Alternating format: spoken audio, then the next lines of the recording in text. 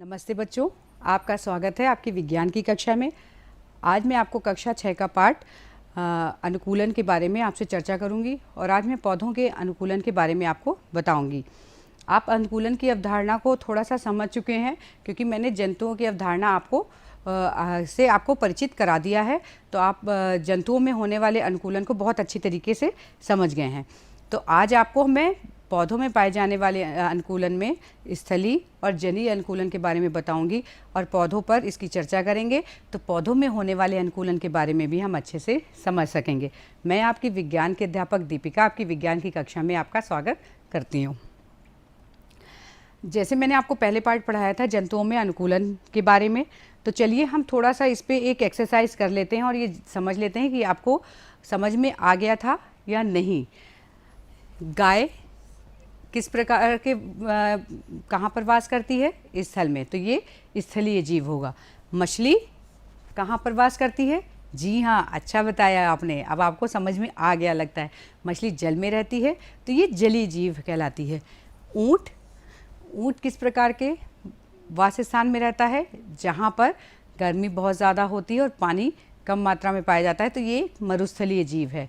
घोड़ा स्थलीय जीव के अंदर आता है और इस तरीके से घोड़ा स्थलीय जीव कहलाता है। चमगादड़ में अपनी एक विशेष क्षमता थी कि वो उड़ सकता था, तो उसे कौन सा जीव कहलाया? हमने पढ़ाया था आपको, बहुत सारे उदाहरण बताए थे, वायवी जीव कहलाता है। उसी प्रकार से तोता भी उड़ने की क्षमता रखता है और ये किस प्रकार का जीव कहलाता है? वायवी जीव कहलाता है। मगरमच्छ बहुत अच्छा उदाहरण है, जो आपने देखा है कि ये जल में भी रहता है और ये कहाँ रहता है? पानी के बाहर भी जीवन का वास अपना कर लेता है। तो ये किस प्रकार का जीव कहलाता है? एम्फीबियन जीव, उभयचर जीव, जो दोनों स्थानों पे रह सकता है। जी हाँ, अब समझ में आ गया कि आपको जीवों के अनुकूलन के बारे में बहुत अच्छे से समझ में आ गया है। इसी तरीके से आपने देखा होगा कि बहुत सारे पौधे भी हैं जिनमें विशेष प्रकार का अनुकूलन पाया जाता है। कुछ उदाहरण हम यहाँ लेते हैं। आम का पौधा आपने देखा है, आपके चारों ओर पाया जाता है। नीम का पौधा, जलकुंभी का पौधा, सिंघाड़े का पौधा और नागफनी का पौधा आपने अपने चारों ओर देखे हैं इन पौधों के बारे में, और कहीं ना कहीं आपके घर में भी हो सकता है बाग बगीचे में लगे हों और इनके बारे में आप बहुत अच्छे से जानते हो। तो आपने देखा कि ये किस प्रकार के वातावरण में पाए जाते हैं। इनको आपने कहीं ना कहीं किताबों में भी बच्चों आपने चित्र देखे होंगे, तो थोड़ा बहुत आपको पता है कि कौन सा पौधा कहाँ पे लगा होता है। चलिए चर्चा करेंगे और बताएंगे कि पौधों में किस प्रकार के और कितने तरीके के अनुकूलन पाए जाते हैं। पहले बात आती है वास स्थान की। तो हम जहाँ पर जिस परिवेश में रहते हैं हम उसका वास स्थान कहते हैं। पेड़ पौधे जिस परिवेश में रहते हैं वो उनका भी वास स्थान होता है। अब अनुकूलन की परिभाषा देख लें। पेड़ पौधों का आकार उसके परिवेश के अनुकूल बन जाता है, उसे ही अनुकूलन कहते हैं। जैसे कि हम तीनों ऋतुओं को बर्दाश्त कर लेते हैं। कुछ व्यक्ति ऐसे, मतलब जो मनुष्य है उसके अंदर क्षमता होती है कि सभी ऋतुओं को अपने अंदर क्या करता है? परिवर्तन ले आता है ऋतु के अनुसार। हम बाहरी चीज़ों का उपयोग कर लेते हैं। सर्दी आती है तो वूलन कपड़े पहन के अपने शरीर को गर्म कर लेते हैं।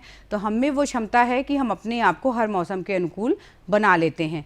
क्या पादप और जीवों में भी ऐसी अवधारणा थी? मैंने आपको बताया था ऐसा वो नहीं कर पाते थे, तो उनके अंदर एक ऐसी क्षमता उत्पन्न हो जाती थी कि जिसके अनुसार वो उस वातावरण में रहने के लिए अनुकूलित हो जाते हैं। जैसे कभी कभी आपने सोचा है जब क्या आप पानी में ज़्यादा देर रह सकते हैं? स्विमिंग तो कर लेते हैं, थोड़ी देर करके बाहर आ जाते हैं, लेकिन ज़्यादा देर पानी में रहना भी हमारे लिए संभव नहीं होता है। तो चलिए आइए अब जानते हैं कि पेड़ों को, विभिन्न प्रकार के जो पेड़ पौधे होते हैं उनको अनुकूलता के आधार पर कैसे बांटा जाता है। तो पहले हम ये जान लेते हैं कि कुछ पौधे जो हैं किस क्षेत्र के आते हैं। जैसे इसमें मैंने आपको 5 तरीके के पौधे बताए हैं। मैदानी क्षेत्र के पौधे, मरुस्थलीय क्षेत्र के पौधे, पहाड़ी क्षेत्र के पौधे, तटीय क्षेत्र के पौधे और कीट बच्ची पौधे। आपने यहाँ देखा कि पौधों को 5 प्रकार के क्षेत्रों के अनुसार 5 प्रकार में बांटा गया है। मैदानी क्षेत्र के पौधे हम अक्सर देखते हैं क्योंकि हम ज़्यादातर मैदानी क्षेत्रों पे रहते हैं, तो मैदानी क्षेत्र वाले पौधों को हम देख लेते हैं। आम, अमरूद, नीम, केला, जामुन, ये सारे पौधे हैं, ज़्यादातर ये क्या होते हैं? मैदानी क्षेत्रों में ही उगते हैं। मरुस्थलीय पौधों की बात करें तो जब जंतुओं की हमने बात की थी तो वहाँ पर आपको ऊँट का उदाहरण दिया था, क्योंकि मरुस्थलीय में सभी जीव अच्छे से वास नहीं कर पाते हैं, उसी प्रकार से पौधे भी वास नहीं कर पाते हैं क्योंकि वहाँ पे पानी की कहीं ना कहीं कमी होती है। इसी प्रकार पहाड़ी क्षेत्र के पौधे, पहाड़ी क्षेत्र कैसे होते हैं, स्लोप वाले एरिया होते हैं, तो उन स्लोप वाले एरिया में भी विभिन्न तरीके के पौधे पाए जाते हैं, जिससे हम देखते हैं कि उनमें भी कहीं ना कहीं कुछ अनुकूलन ऐसे होते हैं या वे अपने पौधे की पत्तियां, जड़ों और सबको इस प्रकार से रूपांतरित कर लेते हैं कि उनमें विशेष अनुकूलन बन जाता है। इसी तरीके से आपने तटीय क्षेत्र के पौधे देखे होंगे, और एक स्पेशल पौधा जो मैं आज आपको बताऊंगी आपके लिए, वो कीड़ बच्ची पौधे। पहले एक एक पे चर्चा करेंगे। मैदानी क्षेत्र के पौधे में, मैदानी क्षेत्र के उदाहरण मैंने आपको बताया कि बहुत सारे हैं, पीपल, आम, नीम, शीशम, बहुत सारे हैं जो आपने देखे हैं। और इनमें भी यदि आप मैदानी क्षेत्र के पौधे देखें तो एक मैदान के क्षेत्र के पौधे दूसरे मैदान के क्षेत्र के पौधों में भी थोड़ा सा अंतर करते हैं। कहीं ना कहीं वो कारण किस कारण से होता है, क्योंकि विभिन्न तरह की मिट्टियाँ पाई जाती हैं। इन विभिन्न तरह की मिट्टी में अपने न्यूट्रिएंट होते हैं, जल को अवशोषित करने की क्षमता होती है। तो इस तरीके से, और किस तरीके का पौधा किस प्रकार की मिट्टी में रह सकता है, तो ये सभी चीज़ें निर्भर करती हैं उस पौधे के लिए। तो मिट्टी के प्रकार यदि हम जाने, जलोढ़ मिट्टी, काली मिट्टी, लाल मिट्टी, लेटराइट मिट्टी और रेतीली मिट्टी, ये हमारी कई मिट्टियां हैं जो कि विभिन्न क्षेत्रों में विभिन्न तरीके की पाई जाती हैं। यदि हम मिट्टी की बात करें तो आप देखिए इसमें विभिन्न प्रकार की मिट्टी को निरूपित किया गया है। शुष्क मिट्टी, लेटराइट मिट्टी, काली मिट्टी, लाल मिट्टी, जलोढ़ मिट्टी और पर्वत और वन की मिट्टी। तो ये देखिए इस क्षेत्र में पर्वत और वन होते हैं, तो यहाँ पर मिट्टी पर्वतीय मिट्टी पाई जाती है। जलोढ़ मिट्टी हमारे यूपी और आसपास के क्षेत्रों में जलोढ़ प्रकार की मिट्टी पाई जाती है। लाल मिट्टी की ज़्यादा जानकारी लें तो ये सारे हमारे दक्षिणी और जितनी भी दक्षिणी और ये जो जल क्षेत्र के पास वाला सारा क्षेत्र होता है, इसमें इस प्रकार की मिट्टी पाई जाती है। तो आपने देखा कि विभिन्न प्रकार की मिट्टियाँ विभिन्न तरह के क्षेत्रों में पाई जाती हैं। अब मैदानी क्षेत्रों के अगर पौधों की हम बात करें तो उनमें किस प्रकार का अनुकूलन होता है। आपने देखा होगा कि जो मैदानी क्षेत्र के पौधे होते हैं, क्या होता है, उनकी जड़ें, क्योंकि जो मिट्टी होती है वो पानी जो है उसमें क्या होता है, काफ़ी थोड़ा सा नीचे होता है मिट्टी के, तो वो जड़ें लंबी हो जाती हैं जड़ को अवशोषित करने के लिए, और उनका तना मोटा होता है। और यदि उनकी पत्तियों की बात करें तो कुछ पौधों की पत्तियां छोटी भी होती हैं, कुछ पौधों की पत्तियां बड़ी भी होती हैं। तो इस प्रकार से आपने देखा कि कैसे मैदानी क्षेत्र में भी पौधे अलग अलग होते हैं। अब इसमें एक चीज़ और होती है कि पौधों के अंदर रंध्र पाए जाते हैं। पत्तियों में यदि आप देखें तो पौधे भी सांस लेते हैं। मैंने आपको पता है कि वो भी एक जीवित प्राणी के रूप में है, तो वो सांस लेते हैं, तो उसमें पत्तियों में रंध्र पाए जाते हैं जो गैसों का आदान प्रदान करते हैं। ये रंध्र भी विभिन्न प्रकार की मिट्टी में, मतलब पौधे में जो पत्तियाँ होती हैं उनमें अलग अलग पौधे के जो अनुकूलन होते हैं या अलग अलग क्षेत्र के पौधों में पाए जाने वाले पौधों में भी रंध्र विभिन्न प्रकार के होते हैं। जैसे इसमें रंध्र एक निश्चित आकृति के होते हैं और ये खुलते और बंद होते हैं और गैसों का आदान प्रदान करते हैं। इनमें भी क्योंकि इनको पानी चाहिए होता है, क्योंकि ये पेड़ आकार में बहुत बड़े होते हैं, अगर आपने देखा इनके तने बहुत मोटे होते हैं, ये बहुत बड़ा आकार ले लेते हैं, तो इनको पानी ज़्यादा चाहिए होता है। और क्योंकि ये आकार में बड़े होते हैं तो इनका तना भी मजबूत होता है, पत्तियाँ चौड़ी चमकीली होती, और इनका जड़ तंत्र बहुत ही विकसित होता है जिससे ये पानी को अवशोषित करते हैं। इस प्रकार से हमने देखा कि मैदानी क्षेत्र के पौधों में क्या विशेषता पाई जाती है। अब मरुस्थलीय क्षेत्रों के बारे में हम चर्चा करते हैं। मरुस्थलीय पौधे कैसे होते हैं, वहाँ पर तो बहुत ही कम पानी पाया जाता है। तो यहाँ पे जब पानी की मात्रा बहुत कम होती है तो क्या होता है, यहाँ पर उतने बड़े पेड़ पौधे नहीं मिलते हैं जितने कि मैदानी क्षेत्रों में पौधे होते हैं। पौधों का आकार बहुत छोटा होता है। आप देख रहे हैं यहाँ पर पौधों के आकार को, ये देखिए नागफनी का पौधा, अब तो हम अपने घरों में भी गमलों में लगा लेते हैं नागफनी को। कांटे जैसे पौधे होते हैं जिनको छूना भी बहुत मुश्किल होता है। फिर गिक्वार का पौधा, सतावर का पौधा और भड़भंडा का पौधा। तो इस प्रकार आपने देखा कि ये पौधे बहुत ही आकार में छोटे होते हैं। एलोवेरा का पौधा, जिसे क्या कहते हैं, घृतकुमारी या गिक्वार का पौधा, ये भी एक मरुस्थलीय पौधा है जो कि बहुत आसानी से उग जाता है। ये पौधे बहुत आसानी से उग भी जाते हैं। और यदि हम इनके पौधों की पूरी चर्चा करें तो इनका जो जल तंत्र होता है बहुत ही विकसित होता है, और इनका जो तना होता है बहुत ही मुलायम होता है। आपने देखा कि जो मैदानी क्षेत्र के पौधे होते हैं वो मांसल होते हैं तने इनके, लेकिन मरुस्थलीय क्षेत्र के पौधों में क्या होता है, पानी की कमी पाई जाती है। तो ये अपने पौधों के हर अंग में पानी को अवशोषित कर लेते हैं, चाहे पत्ती हो, तना हो, विभिन्न रूपों में ये अपने आप को अवशोषित कर लेते हैं। इनका तना भी क्या होता है, इनमें फूल पौधे भी जो फूल होते हैं बहुत ही अविकसित होते हैं या कम होते हैं।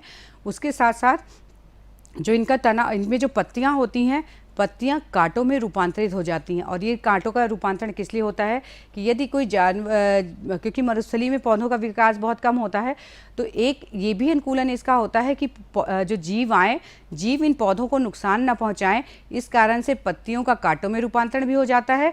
और दूसरा एक मेन कारण है कि ये कांटों में पत्तियां इसलिए रूपांतरित हो जाती हैं कि जो है इससे जल अवशोषण वगैरह कम हो, ट्रांसपिरेशन कम हो, और इसमें जो रंध्र हैं वो भी अविकसित पाए जाते हैं, जिसके कारण जो है वाष्पोत्सर्जन कम होता है। तो पौधों में पानी अपने आप बना रहता है, जिससे पौधे ये विकसित कर जाते हैं। अब इस तरीके से आपने देखा कि जो ये पौधे हैं मरुस्थली कैसे अपने आप को अनुकूलित कर लेते हैं इतने कम पानी में कि ये पनप सके वहाँ पर और उग सकें। इसी तरीके से एक मरुस्थली पौधे का मैंने भी लिया है, ये देखिए, इसकी पत्तियां देखिए कितनी छोटी हैं और बहुत छोटी छोटी पत्तियां हैं। ये किस कारण से है, क्योंकि ये कम पानी में उगते हैं। यहाँ तो इनको पानी मिल जाता है, तो इस कारण से ये ऐसे बन पाए हैं पौधे, नहीं तो इस तरीके से जो मरुस्थली पौधे होते हैं उनमें बहुत छोटी छोटी पत्तियाँ होती हैं। तो इस तरह आपने देखा कि मरुस्थली पौधों में कैसा अनुकूलन पाया जाता है। यदि हम पहाड़ी क्षेत्र की बात करें तो पहाड़ी क्षेत्र में जो तापमान होता है बहुत कम होता है, और वहाँ पर एक स्लोप एरिया होता है और बर्फ़ गिरती है। जब बर्फ़ पिघलती है तो वो पानी भी आता है। बर्फ़ पिघलने पर क्या होता है, बर्फ़ भी पौधों पर जमती है, तो वो अपने आप को वहाँ के अनुकूलन से बचाने के लिए तो किस प्रकार परिवर्तित हो जाते हैं, कोन के रूप में परिवर्तित हो जाते हैं, जिससे कि क्या होता है, इनमें बर्फ़ आसानी से पिघल के पौधों से नीचे आ जाती है, और जो बर्फ़ भी है वो जड़ों को नुकसान उतना नहीं पहुँचाती है। और यहाँ के पौधों में पत्तियाँ बहुत छोटी छोटी हो जाती हैं। ये देखिए कुछ पत्तियाँ मैं वहाँ के पौधों की लेके आई हूँ, जो कि बहुत छोटी छोटी पत्तियाँ हैं। इस तरीके से स्पाइन के रूप में पत्तियों में बदलाव आ जाता है, और ये वहाँ के वातावरण के अनुसार ही होता है। तो और लेकिन वहाँ के पौधे क्योंकि पानी की मात्रा तो अच्छी मात्रा में उन्हें उपलब्ध होती है, तो बहुत ही ऊंचे और लंबे, क्योंकि खुली जलवायु होती है तो पौधे बहुत आसानी से ऊंचे और लंबे वहाँ पर हो जाते हैं।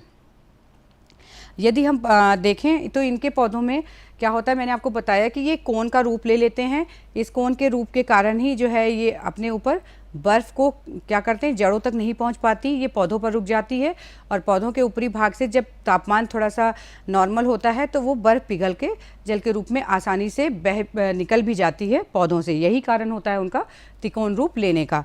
तो आपने देखा यहाँ पे बहुत सारे उदाहरण हैं, सिट्रस, फिर और कैपरस, पाइन, ये बहुत सारे पौधे हैं जो पहाड़ी क्षेत्रों में पाए जाते हैं। अब देखिए इनमें मैंने अभी आपको दिखाया कि इनकी पत्तियों के बारे में, तो देखिए इनकी पत्तियां कितनी छोटी छोटी होती हैं। पत्तियां बहुत छोटी होती हैं, और क्योंकि वहाँ पे खुली जलवायु होती है, प्रकाश की अच्छी उपलब्धता होती है, पॉल्यूशन कम होता है, तो पत्तियों में रंध्र बहुत छोटे छोटे होते हैं, खुलते हैं, गैसों का आदान प्रदान भी होता है। जड़ तंत्र बहुत अच्छा विकसित होता है, इनमें भी पाया जाता है, क्योंकि जड़ दो प्रकार की होती हैं, मूसला और अपस्थानिक, तो दोनों प्रकार की जड़ें यहाँ के पौधों में देखने को आसानी से मिलती हैं। ये जिस स्थानों पर उगते हैं आपने देखा है कि वो कैसे होते हैं, तो इनके तने इसलिए लंबे पाए जाते हैं कि तने ज़्यादा लंबे हो जाते हैं, क्योंकि पहाड़ का एरिया स्लोपी होता है, तो वो अपने आप को कहीं ना कहीं गिरने से बचा लें, इसलिए ये अधिक ऊंचाई में लंबे हो जाते हैं। और इनका जड़ तंत्र भी बहुत ही विकसित होता है, क्योंकि पहाड़ों में आसानी से हवा आई या कोई और भी कुछ भी कारण हुआ पत्थर गिरने का, तो ये पौधे आसानी से नहीं टूटें, इस कारण से इनका जड़ तंत्र होता है बहुत ही विकसित होता है। अब बात करते हैं तटीय क्षेत्र के पौधों के बारे में। नारियल पानी तो आप सबको बहुत पसंद है ना। आप देखते हैं रोड के किनारे बहुत सारे नारियल मिलते हैं। वो कहाँ होते हैं? वो तटीय क्षेत्र पे होते हैं, क्योंकि वहाँ पर ह्यूमिडिटी बहुत ज़्यादा होती, जल इतना ज़्यादा होता है कि यदि वहाँ पर प्रकाश आता है तो वहाँ पे ह्यूमिडिटी बढ़ जाती है। तो इन पौधों को सांस लेने के लिए एक विशेष प्रकार के जल तंत्र का निर्माण करना पड़ता है, जड़ तंत्र का निर्माण करना पड़ता है। ये जड़ें भूमि से ऊपर आ जाती हैं इनको सांस लेने के लिए, क्योंकि ये हमेशा जल में डूबी रहती हैं तो इन्हें सांस लेने में दिक्कत होती। तो इनका जो जड़ तंत्र होता है वो थोड़ा सा भूमि से ऊपर आ जाता है। ये एक सदाबहार वन होते हैं, हमेशा ये सदाबहार बने रहते हैं। ये सीधे तथा ऊंचे होते हैं। इनकी पत्तियां भी विभिन्न रूपों की पाई जाती हैं। यदि आप इनके उदाहरण देखें तो कौन कौन से हैं? केला, रबड़, नारियल, ताड़ आदि वृक्ष जो हैं वो तटीय क्षेत्र के वृक्ष कहलाते हैं। अब आप इस पौधे में देख रहे हैं चित्र में कि ये देखिए सारे जो पौधा है इसकी थोड़ी सी ये रूट सी है नीचे से जो ऊपर आ गई हैं। ये क्या कर रही हैं? सांस लेने के लिए, क्योंकि इनको नीचे पानी में रहते हुए पूरी तरीके से ये सांस नहीं ले पाती हैं, इसलिए थोड़ा सा भूमि से ऊपर आ जाती हैं। ये देखिए नारियल का वृक्ष समुद्र के किनारे पाया जाता है, जहाँ पे बहुत ज़्यादा कैसा होता है पानी? खारा पानी होता है। और लंबाई देखिए इनकी कितने लंबे हो जाते हैं। और यदि इनकी पत्तियों की बात करें तो इनमें पत्तियाँ भी बहुत कम मात्रा में होती हैं इनके पौधे में। अब बात करते हैं, ये तो वो पौधे थे जहाँ पे पानी की निश्चित मात्रा थी, ये थोड़ी सी कम मात्रा थी। अब वहाँ के पौधों के बारे में बात कर लेते हैं जो ज़्यादा पानी में रहते हैं। हमारी हालत तो भाई पानी में बहुत ख़राब हो जाती है, आपकी भी होती है जब ज़्यादा देर आपको पानी में रखा जाए? जी हाँ, लेकिन ये पौधे पानी में ही रहना पसंद करते हैं और वहाँ पर ही खुश होते हैं। इन्हें जलीय पौधे कहते हैं और इनका दूसरा नाम जलोद्भिद भी है। क्या नाम है? जलोद्भिद। जल में रहने वाले पौधों को दो भागों में ही बांटा गया है, जल के भीतर उगने वाले पौधे और जल की सतह पर तैरने वाले पौधे। जल के अंदर ना बाबा ना, भाई सांस लेके रह पाना बिना सांस के तो बहुत मुश्किल है, लेकिन ये पौधे रहते हैं। कुछ जिन्हें मुश्किल होता है तो वो पानी की सतह पर रहते हैं। चलिए आगे बात करते हैं जल के भीतर उगने वाले पौधों में। तो कुछ ना कुछ इनकी विशेषता होगी जिसके कारण ये जल के अंदर रह लेते हैं। जी हाँ, क्या होता है? इनके संपूर्ण शरीर में पानी ही पानी होता है। देख लीजिए तो ये बहुत हल्के होते हैं। यदि इनकी डाल देख लें, इनकी जड़ देख लें और इनकी पत्तियां देख लें तो पानी की मात्रा इनमें बहुत अधिक पाई जाती है। दूसरी चीज़, ये पानी में रहते हैं तो इनका जड़ तंत्र बहुत ही अविकसित होता है, या कहते हैं बहुत छोटी छोटी जड़ें पाई जाती हैं, क्योंकि ये पानी में रहते हैं तो इनको जल के द्वारा सब कुछ मिलता रहता है। और यदि रंध्र की बात कह लें, क्योंकि ये पानी के अंदर होते हैं तो रंध्र अविकसित होते हैं। इनकी पत्तियां जो होती हैं, पत्तियों में भी विभिन्न प्रकार का रूपांतरण पाया जाता है। यदि आप लोटस की पत्तियां देख लें या और हाइड्रिला या हॉर्नवर्ट का पौधा देख लें तो इनकी पत्तियां कैसी होती? पतली रिबन की जैसी होती हैं, क्योंकि ये आपस में ये अपना पानी की अधिकता के कारण ये परिवर्तन उनमें पाया जाता है। क्योंकि और ये जो जल में घुली है, जो जल में घुली हुई वायु होती है उसका अवशोषण ये कर लेते हैं। और दूसरी चीज़, ये पानी के अंदर कैसे रह लेते हैं? क्योंकि तने जो होते हैं इनके खोखले होते हैं, उसमें वायु कोष्ठ होते हैं जो वायु भरी होती है। ये पतले और लचीले होते हैं जिसके कारण से ये जल के भीतर रहते हैं, या कह लें कि जल के भीतर आपने देखा होगा कि वो थोड़ा सा पानी के अंदर रहते हैं और तैरते रहते हैं। वो तैरना उनका इसी कारण से होता है कि उनके तने थोड़े से हल्के होते हैं। और इनके उदाहरण हैं हाइड्रिला, फेनवर्ट, हॉर्नवर्ट आदि प्रकार के पौधे। अब जल की सतह पर रहने वाले पौधे देख लेते हैं। जल की सतह पर रहने वाले पौधे और उनके फूल बहुत ही खूबसूरत होते हैं। जैसे कि आपने देखा होगा कमल का फूल बहुत ही खूबसूरत होता है। देखा है आपने कमल का फूल? जी हाँ, बहुत जगह उगता होगा जहाँ पर आपके चारों ओर पानी भरा होगा, तालाब में या कहीं भी। लोग फूलों की खेती भी करते हैं, तो कमल के फूलों की, तो अपने आप उसको व्यावसायिक साधन के रूप में भी इसको उगाते हैं। तो जल की सतह पर तैरने वाले पौधों के बारे में जान लेते हैं। इनकी पत्तियां इतनी लंबी और चौड़ी होती हैं, आपने देखा है ना, सर्किल के आकार में, कुछ थोड़ा सा हल्का सा पान के आकार की भी बड़ी सी होती है और सर्किल के आकार की बड़ी होती है। इन पौधों की पत्तियों के ऊपरी भाग में रंध्र पाया जाता है, निचली सतह पर रंध्र नहीं होते हैं। ऊपरी सतह पर रंध्र होते हैं जो ऑक्सीजन का आदान प्रदान करते हैं। इनके भी तने, जो भी जल के अंदर रहने वाले पौधे हैं उनके जो तने हैं वो कैसे होंगे?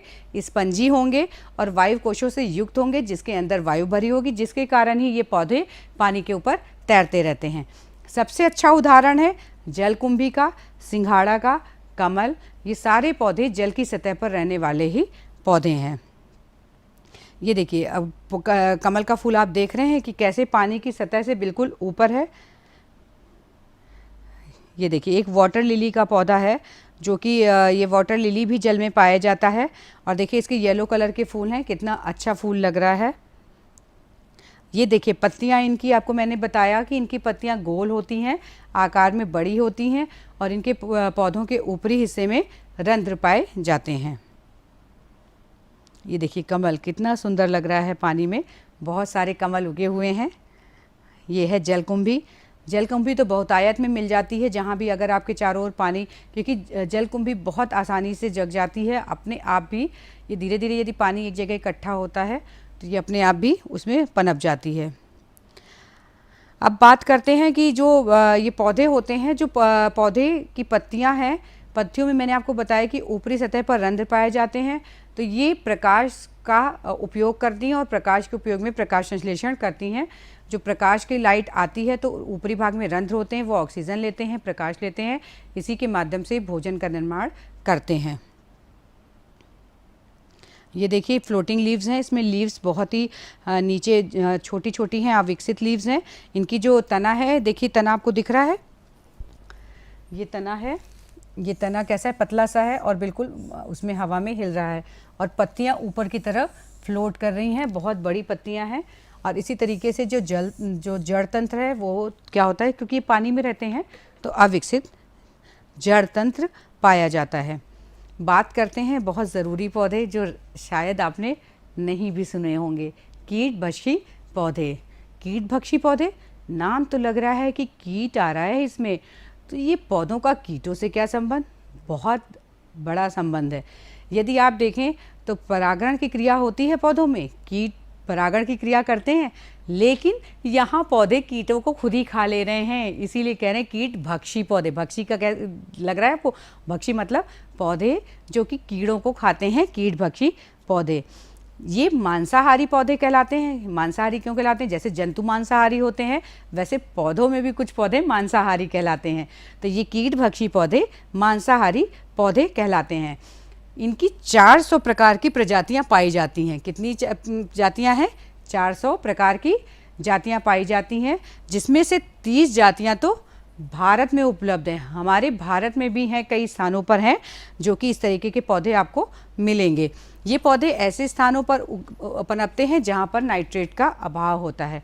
मैंने आपको बताया कि विभिन्न प्रकार की मिट्टी में विभिन्न प्रकार के पौधों का वास है, जहाँ पर विभिन्न प्रकार के खनिज होते हैं। ये पौधे जहाँ पर नाइट्रेट की कमी होती है मिट्टी में, वहाँ पर पनप जाते हैं।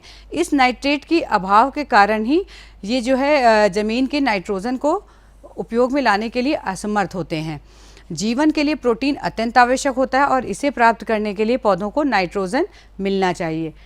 तो प्रोटीन में क्या होता है? नाइट्रोजन होता है। यदि नाइट्रोजन नहीं मिलेगा तो प्रोटीन का निर्माण नहीं होगा और सभी पौधों के लिए कुछ ना कुछ मात्रा में नाइट्रोजन चाहिए ही चाहिए, या कह लें कि प्रोटीन उन्हें भी चाहिए, उन्हें अपना जीवन वास करने के लिए। तो इस नाइट्रोजन की कमी के लिए ही क्या करते हैं, जो कीड़े आते हैं ये उनका भक्षण करते हैं। देखिए कुछ पौधे हैं यूट्रिकुलेरिया, और ये देखिए उदाहरण देखिए कि कितने सारे पौधे हैं। इसमें आप देखिए कीट को कैसे खा रहा है। घटपर्णी है, ये पूरा पौधे का है उदाहरण। देखिए कीट कैसे आ रहा है और इसमें कीटों को कैसे खाया जा रहा है, क्योंकि इसमें एक प्रकार का रसायन का स्राव होता है। वो रसायन इन कीटों को आकर्षित करता है जिससे कि ये कीट को खा लेते हैं। सनड्यू, घटपर्णी, इस तरीके के पौधे हैं जो कि कीटभक्षी पौधे कहलाते हैं। तो आपने देखा कि पौधों की विभिन्न किस्में हैं और कितने प्रकार के पौधे हमारे चारों ओर हैं और किस प्रकार का अनुकूलन सभी पौधे में है, जिसके कारण वो वहाँ पर वास कर रहे हैं। तो चलिए देखते हैं कि आज हमने क्या क्या सीखा। हमने सीखा कि पेड़ पौधे अपने चारों ओर जिस परिवेश में रहते हैं उसे उसका वास स्थान कहते हैं ना, वास स्थान। इसी तरीके से जीवों का भी अपना एक वास स्थान होता है। पेड़ पौधे का आकार उसके परिवेश के अनुकूल बन जाता है, जिसे अनुकूलन कहते हैं। यदि हम अपने को अपने आसपास के परिवेश के अनुसार ढाल लेते हैं और यदि कोई परिवर्तन करते हैं तो वो हमारा अनुकूलन ही कहलाता है।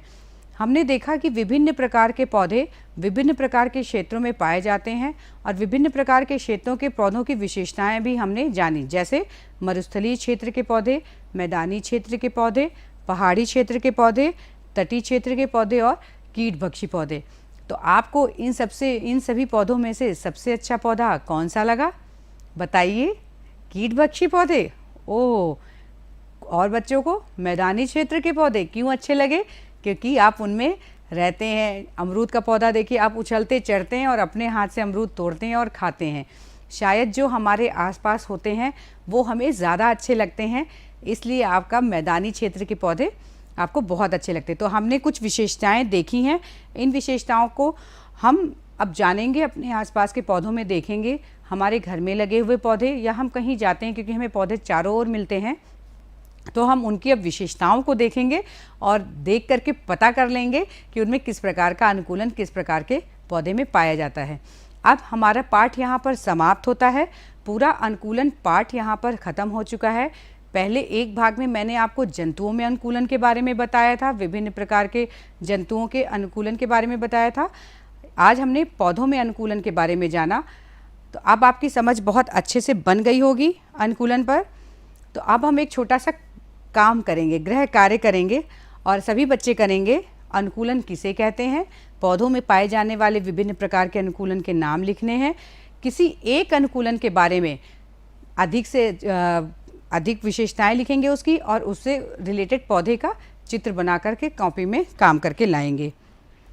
तो अब धन्यवाद सभी बच्चों का।